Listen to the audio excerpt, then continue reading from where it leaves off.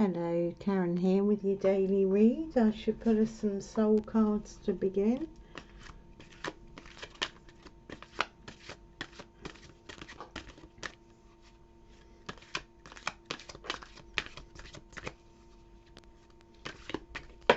Well,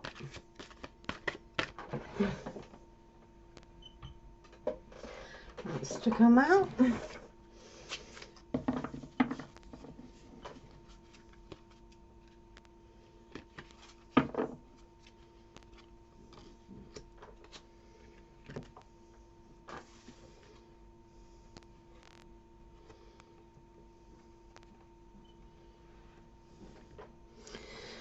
And there are your soul cards. So spend some time having a bit of a meditate, a bit of a contemplate, and see what they're saying to you before I go into the read.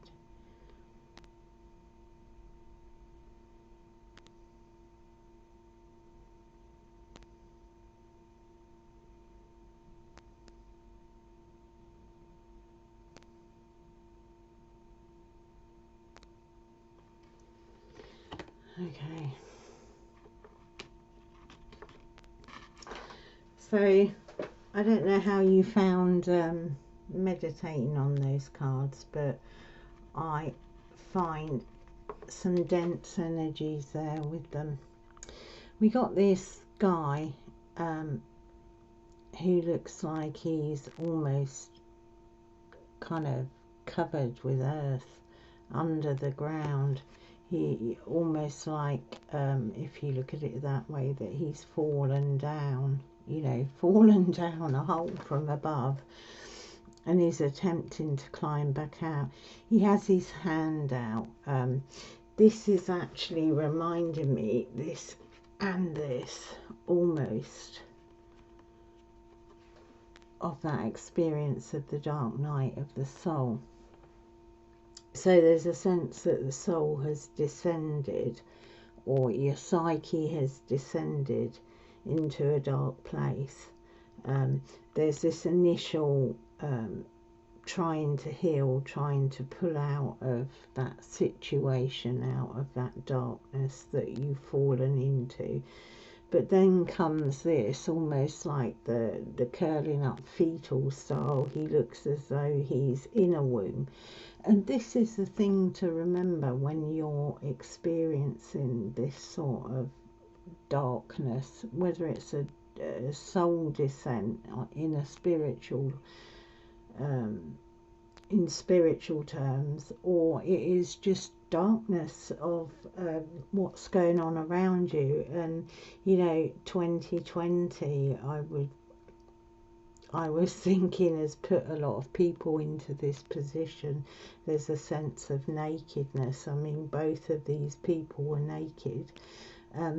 A sense of being stripped. So could be jobs have gone. Hopefully not for anyone who's watching, but may have been somebody you loved who's died recently. Could be loss of relationship, or just a sense of the world in chaos, you know, which makes us feel in a dark place collectively and retreating into this kind of curled up fetal position. Yeah, so very difficult energies there.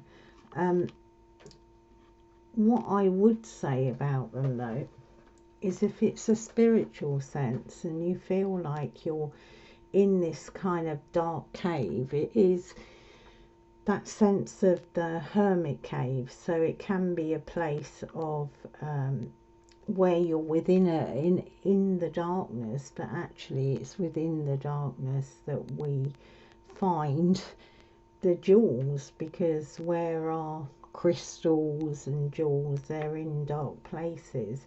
And although at times you can seem and feel very, very vulnerable in that place, if you ask for the strength to,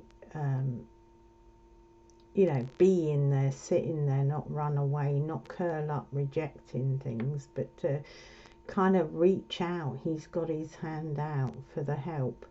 then actually we can find the most enormous capacities within us, even in those really difficult circumstances. Yeah, so for me, these cards speak of a kind of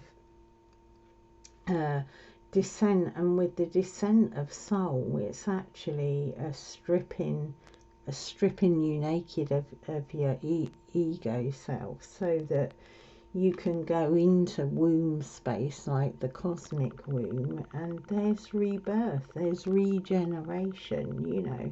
After darkness, the sun rises, you know. We could see this as, you know, in the distance, the sun coming up into the dark space. So yeah, some difficult energies there. I should pull us some tarot and dig a bit deeper, see what's occurring there. But yeah, take heart. If you're in a dark place in any shape or form, like in your everyday life or spiritually, it's a kind of disassembling, because there's something new. There's new life to come from that, even though it doesn't appear that way at the time. It does come. Oh, yeah, there's too many there. So we have the Four of Wands, Three of Swords, which came out yesterday, and the Four of Pentacles.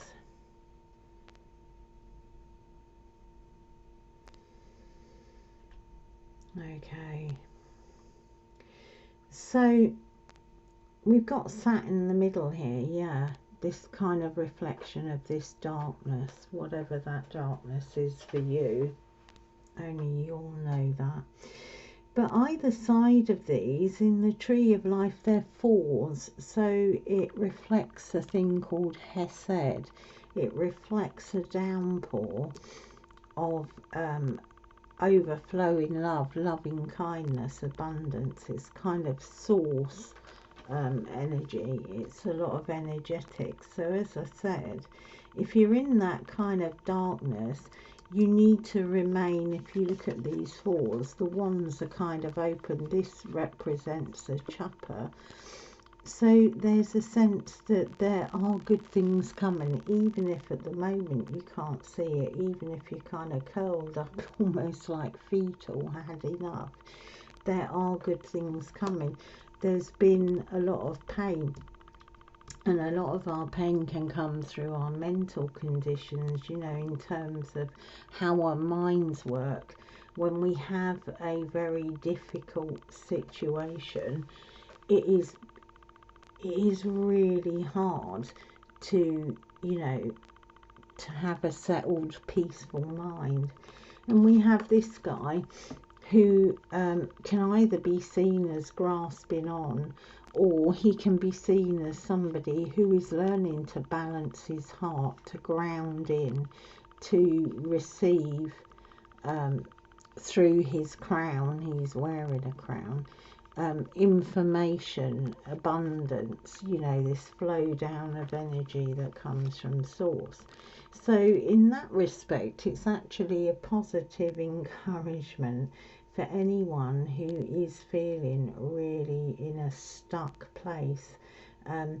If you think about the butterfly, because this guy looks like he's in a wombic space, you know, like a cocoon. He's big. That's why I'm saying descent of the soul, because it looks like he's cocooned, you know. And the butterfly, he melts down into liquid, really. So he kind of loses his whole caterpillar body, but there are new cells. They're called imaginal cells, and they actually bring the information to build a beautiful new body. And it's actually a sign of the emergence of soul. And yeah, so a very difficult, you know, difficult process, but it's actually one that brings this kind of balancing, grounding, the ability to receive abundance and to be open. I mean, they're both naked, so there's that sense that they've been stripped naked. And again, on a spiritual level, when we're stripped naked, it's a very vulnerable position, and it's not a good position for a lot of people. You know, when you're seeing your kind of dark stuff, your shadow stuff, it can be an extremely difficult process. But I think take heart, because there is this promise here that even though there's kind of swords through your heart and it feels a very difficult place to be, there is some beautiful energies that are, you know, available there that are working even in that profound difficulty you're experiencing. So yeah, and I think collectively, if you look at our collective energy, we are collectively like this. We are going through and have been through a dark night of the soul in a collective way, and we are at the moment in this kind of transition period. And not just because of what's happened 2020, I think collectively for many, many decades we've been going through this kind of breakdown and transition from the old way of being into the new way of being. And I think we're very close to that. And this chapter that speaks of union, speaks of marriage, it's about a connectivity. You know, so a new connectivity coming, even though things look difficult right now, there will be this new sense of connection to yourself, a knowing of yourself, a knowing of others, new relationships, new structure to our society, a new awareness of how we really work. I mean, we are co-creators, you know, our words, our thoughts, our emotions have profound impact. And I think in a sense right now, as a collective, we are reaping the kind of negative ways we've been living in a lot of ways, and we're being brought to a place where we know we can't go on. We got the climate crisis, we've got, you know, we can't live the lives that we have been without putting more thought. So it's almost as if we're collectively been brought back to a kind of vulnerable position in order to metamorphose, to grow, to change into different beings, really, to come back to our centre, to the soul of who we are, back to our spirit, our spiritual lineage. Yeah. So quite a heavy message, but it's a hopeful message. And actually, whenever there's a level of darkness, then, you know, as I said, when the sun goes down, it comes up again. And sometimes that's all we got to hang on to. But we need to keep reaching out, you know, reach out spiritually, in a sense. You know, reach out in whatever way you do your spiritual practice. So we have a water element here. Yeah, extra magical energy surrounds your situation right now. Expect miracles. Yeah. So this difficulty here, this swords of the heart here, it's actually a way of bringing you into a position where you're looking for miracles, where you have your heart and your mind open to the miraculous. And often that's, if you think of any times that are dark, the miraculous will often appear at the darkest time, when it's needed, when we're open for it. Because when things are going really well, we're often, you know, we become complacent and shut down in that. So yeah. have a heart, have hope, and know that there's blessing coming even if you can't see it right now.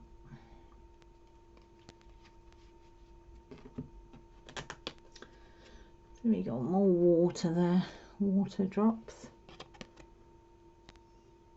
Yeah, that's what I'm saying, develop awe and reverence for life.